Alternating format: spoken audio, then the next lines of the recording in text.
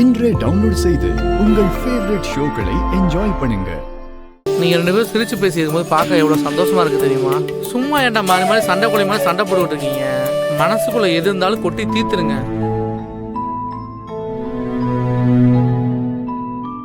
பாரு, உனக்கு உடம்பு முடியலன்னு சொன்னது சிஸ்டர் இவ்வளவு துடிச்சாங்க பாத்தியா?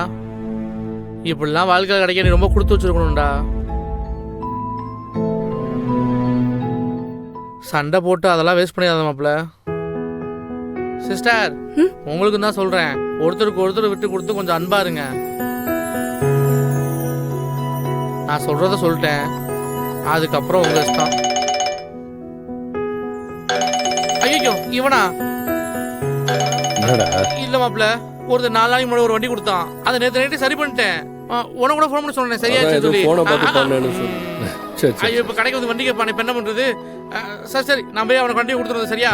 இல்லைன்னா வந்து டார்ச்சர் பண்ணுவான். நீங்க சாப்பிட்டுருங்க, நான் சொன்னது ஞாபகம் இருக்குல்ல உனக்கு? நான் போயிடுவேன் சிஸ்டர். பாண்டி, பிரியாணி. ஐயோ, பிரியாணியா? சாப்பிட்டுட்டே போறோமா? நன்றி. நீங்க சொன்னதை மனசு நினைச்சு வயிறு நினைச்சு போயிட்டாரு. பாய். பிரியாணி சூப்பர்.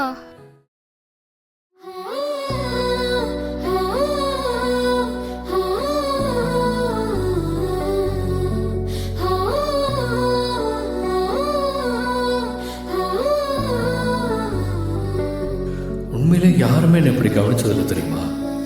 சாதாரண இருமலுக்காக நீ இப்படி பதறதை பார்க்கும்போது எனக்கு எவ்வளோ ஃபீல் ஆகுது தெரியுமா? உனக்கு லேசா ஒண்ணுனா கூட எனக்கு ரொம்ப கஷ்டமா இருக்கு. ஆனா நீ உங்க அண்ணன் சொல்றதையெல்லாம் அப்படியே கேட்கும்போது தான் எனக்கு என்ன பண்றதுன்னே தெரியல. எனக்கு தெரியும் இந்து, என்கிட்ட உனக்கு ஒரே ஒரு பிரச்சனை தான். நான் கிருபானக்கிட்ட இவ்வளோ விசுவாசமாக இருக்கிறது உனக்கு பிடிக்கல. அந்த விஷயத்தில் உண்மையில எந்த தப்பும் இல்லை. நீ நினைக்கிறது எல்லாமே சரிதான். ஆனால் எனக்கு வேற வழியே இல்லை. இப்போ யோசிச்சு பார்த்தா தப்பெல்லாம் என் மேலே தான். ஆண்டி சொன்ன மாதிரி உங்ககிட்ட மனசை விட்டு பேசியிருக்கணும், உனக்கு புரிய வச்சிருக்கணும். அப்படி பண்ணாது என் தப்பு தான்.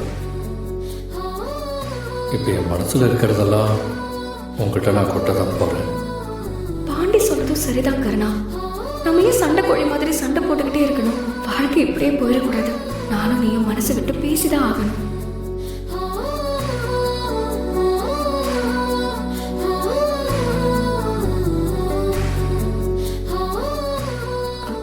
கருணா,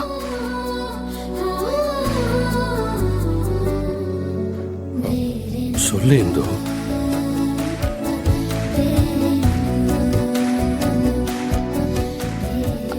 என்னன்னா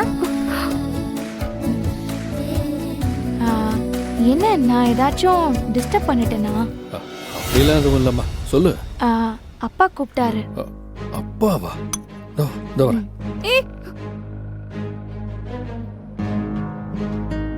நினைச்சேன் அண்ணன்னு சொன்ன உடனே இப்படிதான் போவான்னு நினைச்சேன். அப்படியே போயிட்டான். இவனை திருத்துறது ரொம்ப கஷ்டம்.